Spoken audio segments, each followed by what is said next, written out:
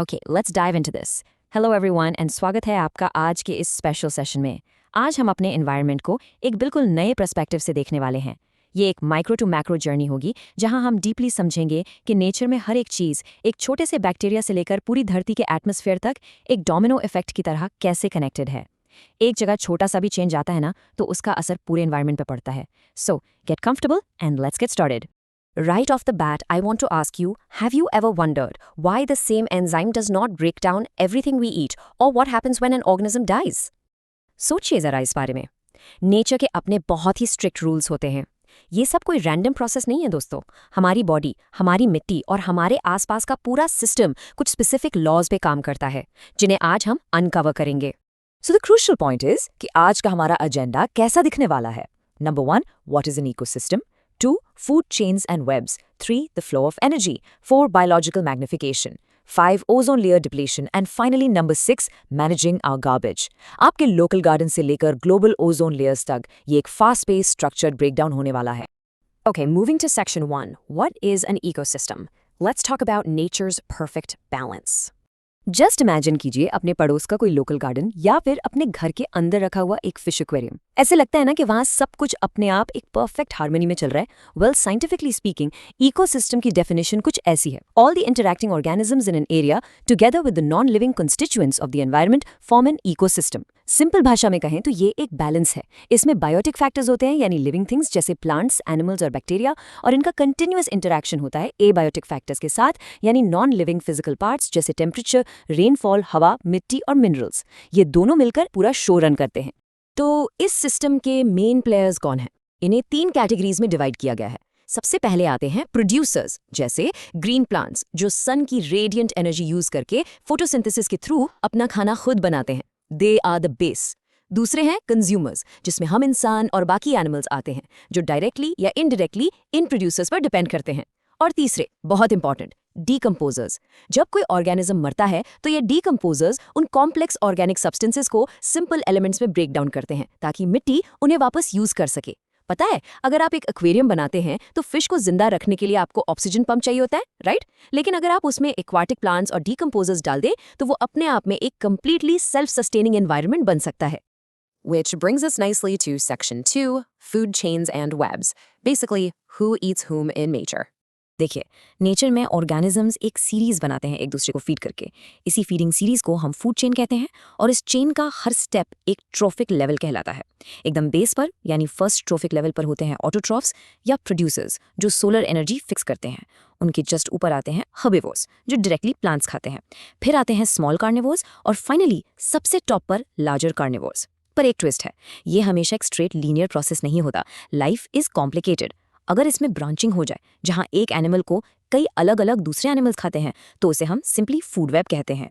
लेकिन अब सवाल ये आता है कि खाना आखिर इतना जरूरी क्यों है? Let's look at section 3, the flow of energy.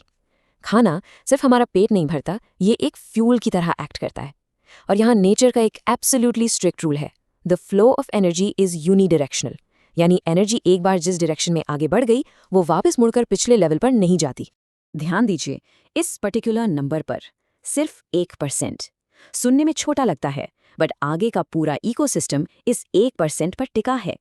एक टेरेस्ट्रियल इकोसिस्टम में ग्रीन प्लांट्स अपने पत्तों पर पड़ने वाली सनलाइट की टोटल एनर्जी का सिर्फ और सिर्फ 1% कैप्चर करते हैं और उसे केमिकल एनर्जी या फूड में कन्वर्ट करते हैं।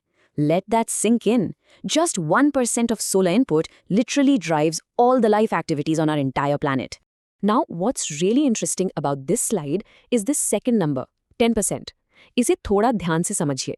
जब कोई प्राइमरी कंज्यूमर, जैसे एक डियर, किसी प्लांट को खाता है तो एनर्जी आगे बढ़ती है। लेकिन इस प्रोसेस में एक कैच है। बहुत सारी एनर्जी हीट के फॉर्म में एनवायरनमेंट में लॉस्ट हो जाती है, कुछ डाइजेशन में यूज होती है और कुछ ग्रोथ में। ऑन एवरेज सिर्फ 10% खाया हुआ ऑर्गेनिक मैटर बॉडी में स्टोर होता है for the next level of consumers. क्योंकि एनर्जी इतनी तेजी से ड्रॉप होती है ना हर स्टेप पर, फूड चेन्स जनरली सिर्फ 3 या 4 ट्रोफिक लेवल्स तक ही लंबी हो पाती हैं। उसके आगे लिटरली कोई यूजेबल एनर्जी बचती ही नहीं है। And that leads us to section 4, the threat of biological magnification. अभी तक हमने देखा कि नेचर परफेक्टली कैसे फ्लो करती है, बट अब थोड़ी सीरियस होने वाली है। लेट्स सी कि ह्यूमन मेड केमिकल्स इस नेचुरल फ्लो को कैसे डिसरप्ट कर रहे हैं। So the definition says, biological magnification is the phenomenon where non-degradable chemicals get accumulated progressively at each trophic level. तो होता क्या है? हम अपनी क्रॉप्स को बीमारियों से बचाने के लिए हेविली पेस्टिसाइड्स और केमिकल्स यूज करते हैं। ये केमिकल्स बारिश के साथ मिट्टी और पानी में वॉश डाउन हो जाते हैं। वहां से प्लांट्स इन्हें पानी के साथ एब्जॉर्ब कर लेते हैं। और क्योंकि ये केमिकल्स डिग्रेड नहीं होते, ये खत्म नहीं होते, ये हर ट्रोफिक लेवल पर और ज्यादा अक्यूमुलेट होते जाते हैं। और क्योंकि हम इंसान हर फूड चेन के टॉप पर बैठे हैं, हमारी बॉडीज में इन जहरीले केमिकल्स का मैक्सिमम कॉन्सेंट्रेशन पाया जाता है। एग्जैक्टली यही रीजन है कि हमारे राइस, व्हीट, फ्रूट्स और यहाँ तक कि मीट में भी पेस्टिसाइड रेजिड्यूज मिलते हैं, जिन्हें आप सिर्फ धोकर पूरी तरह निकाल नहीं सकते। It's a real wake up call. Moving to Section 5, ozone layer depletion. Let's transition from the soil directly up into the sky to look at a macro-scale threat. And this brilliantly illustrates हमारी धरती का ultimate shield. ये दिखाता है कि अर्थ कैसे सन से आने वाली हाई एनर्जी अल्ट्रावायलेट या यूवी रेडिएशन से बची हुई है। अगर ये यूवी रेडिएशंस डायरेक्ट सरफेस पर आ जाएं तो सभी ऑर्गेनिजम्स के लिए हाईली डैमेजिंग हो सकती हैं। इनफैक्ट ये ह्यूमन बीइंग्स में स्किन कैंसर भी कॉज कर सकती हैं। और जो एक लौती चीज़ हमें बचा रही है वही हमारी फ्रेजाइल ओजोन लेयर है। अब ये कोट सुनिए, ये थोड़ा कॉन्ट्रडिक्टरी लग सकता है। Ozone is a deadly poison. However, at the higher levels of the atmosphere, ozone performs an essential function, जिसका सीधा सा मतलब है कि जमीन पर अगर O3 यानी ओजोन हो तो वो एक जहर है, लेकिन एटमॉस्फेयर के एकदम टॉप पर ये एक लाइफ सेवर है। होता क्या है कि हायर एनर्जी यूवी रेडिएशंस हमारी नॉर्मल ऑक्सीजन यानी ओटो मॉलिक्यूल्स को स्प्लिट करके फ्री ऑक्सीजन एटम्स बना देती हैं। ये फ्री एटम्स फिर नॉर्मल O2 के साथ मिलकर O3 बनाते हैं, which forms this protective ozone layer around the globe.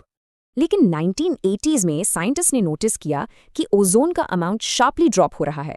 इसका मेन रीजन था हमारा सिंथेटिक केमिकल्स का यूज, स्पेशली क्लोरोफ्लोरोकार्बन्स, जिनको हम CFCs भी कहते हैं, जो हमारे रेफ्रिजरेटर्स और फायर एक्सटिंग्विशर्स में आमतौर पर यूज होते थे। But here is the good news, humanity ने एक साथ मिलकर एक्शन लिया।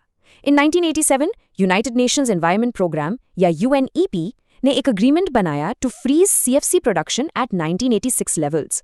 और आज पूरी दुनिया में सारी मैन्युफैक्चरिंग कंपनीज के लिए CFC फ्री रेफ्रिजरेटर्स बनाना बिल्कुल मैंडेटरी है। ये साफ दिखाता है कि अगर हम सच में चाहें तो मैक्रो लेवल एनवायरमेंटल प्रॉब्लम्स को मिलकर सॉल्व कर सकते हैं। Finally, Section 6, Managing Our Garbage. आइए अब वापस जमीन पर और अपनी डेली लाइफ पर आते हैं। हमारे लाइफस्टाइल में बहुत इंप्रूवमेंट जरूर आए हैं, बट उसके चलते हमने कूड़े का यानी गार्बेज का जनरेशन भी मैसिवली बढ़ा दिया है। Just listen to this fascinating concept from the text. Enzymes are specific in their action. That is why we will not get any energy if we try to eat coal. सुनने में थोड़ा funny लगता है ना कि कोई कोयला क्यों खाएगा, बट इसके पीछे का लॉजिक हमारी मैसिव गार्बेज प्रॉब्लम को एक्सप्लेन करता है। जिस तरह हमारे पेट के एंजाइम स्पेसिफिकली खाने को पचाते हैं और कोयले को नहीं, ठीक उसी तरह एनवायरनमेंट में मौजूद बैक्टीरिया और सैप्रोफाइट्स भी स्ट्रिक्टली नेचर के मटेरियल्स को ही ब्रेक डाउन कर सकते हैं। वो हमारे बनाए हुए आर्टिफिशियल प्लास्टिक्स और सिंथेटिक्स को कंज्यूम नहीं कर सकते। इसीलिए इनको हम परफेक्टली इन दो डेफिनेशंस में कंट्रास्ट कर सकते हैं। बायोडिग्रेडेबल सब्सटेंसेस वो होते हैं जो नेचुरल बायोलॉजिकल प्रोसेसेस जैसे बैक्टीरिया और फंगाई के एक्शन से इजीली ब्रेक डाउन हो जाते हैं। दूसरी तरफ आते हैं हमारे नॉन बायोडिग्रेडेबल सब्सटेंसेस। ये इन आम बायोलॉजिकल प्रोसेसेस से ब्रेक डाउन नहीं होते। हाँ, एक्सट्रीमली हाई हीट और प्रेशर ज़रूर इन पर एक्ट कर सकते हैं, लेकिन हमारे नॉर्मल एवरीडे इन्वायरमेंट कंडीशंस में ये बस लंबे समय तक वही पड़े रहते हैं, परसिस्ट करते हैं और अल्टीमेटली हमारे इकोसिस्टम को हार्म करते हैं। Let's move to and see how this builds in our real life scenarios. Indian trains में चाय के कप्स की जर्नी एक ब्रिलियंट केस स्टडी है हमारी एनवायरमेंटल स्ट्रगल्स की। पहले ट्रेन्स में रिटर्नेबल प्लास्टिक ग्लासेस चलते थे, फिर हाइजीन रीजंस की वजह से लगा कि नहीं, डिस्पोजेबल प्लास्टिक कप्स यूज करते हैं। पर जब रियलाइज हुआ कि लाखों नॉन बायोडिग्रेडेबल कप्स डेली फेंकने से कितना भयंकर पोल्यूशन हो रहा है, तब सबने सोचा कि चलो वापस मिट्टी के कुल्हड़्स यूज करें। Great idea, right? But wait, mass scale पर कुल्हड़्स बनाने के चक्कर में फर्टाइल टॉप सॉइल का हैवी लॉस होने लगा, और इसलिए अब जाके हम डिस्पोजेबल पेपर कप्स यूज कर रहे हैं। ये स्टेप्स ब्रिलियंटली इलस्ट्रेट करते हैं कि हमारा हर एक छोटा इनोवेशन या सोल्यूशन एनवायरनमेंट को एक नया और अनएक्सपेक्टेड चैलेंज कैसे दे सकता है। तो इस एक्सप्लेनर के एंड में मैं आपको इस फाइनल थॉट प्रोवोकिंग क्वेश्चन के साथ छोड़ना चाहता हूं, जो डायरेक्टली हमारे सोर्स मटेरियल से आता है। If all the waste we generate is biodegradable, will this have no impact on the environment? पढ़ने में लगता है ना कि प्रॉब्लम सॉल्व्ड है ना, पर थोड़ा डीपली सोचिए, अगर शहर के सारे लोग अच्छा बनकर सिर्फ बायोडिग्रेडेबल कचरा भी प्रोड्यूस करें और वो एक ही जगह जमा हो जाए जहां डीकम्पोजर्स की कमी हो, तब क्या होगा? गैसियस इमिशंस, बदबू, diseases, it's all about balance दोस्तों। एनवायरनमेंट बिल्कुल एक डोमिनो इफेक्ट की तरह है, जहां हमारे छोटे से छोटे एक्शन का एक अनअवॉइडेबल रिएक्शन होता है। इस सवाल का जवाब अपने माइंड में सोचिएगा जरूर। Thank you so much for joining me today and keep learning.